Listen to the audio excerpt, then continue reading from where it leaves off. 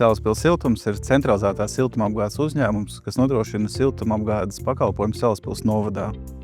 Mūsu klientu lokā ir gan daudzdzīvokļu ēkas, pašvaldības iestādes, dažādi uzņēmēji, kā arī Nacionālais botāniskais dārzs. Pārsvarā siltumu ražojam ar šķeldu un dūmgāzes kondensatoriem, tomēr mūsu lielākais lepnums ir saules kolektori, kuri gada griezumā saražo pat līdz 20% visa nepieciešamā siltuma. Papildus esam uzstādījuši arī siltumenerģijas akumulācijas tvertni. Rezultātā mēs siltumenerģiju varam ražot tad, kad tas ir visizdevīgāk, piemēram, dienas vidū, kad ir spēcīgākā saule, un izmantot agrās rīta stundās, kad saule vēl nav cēlusies. Šobrīd mūsu uzņēmumā tiek izmantotas 4 siltumenerģijas avotu tehnoloģijas. Nākotnē plānojam šo skaitu palielināt jau līdz 6.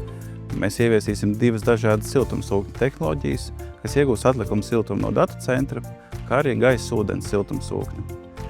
Šāda saimniekošana mums ļauj labāk manevrēt un izvēlēties visizdevīgāko scenāriju siltumenerģijas ražošanai, tādējādi samazinot siltumenerģijas izmaksas.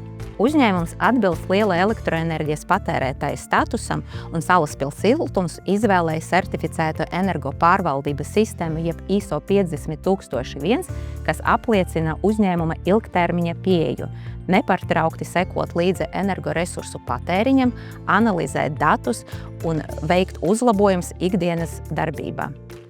Valsts vides dienests atzinīgi vērtē uzņēmuma paveiktu.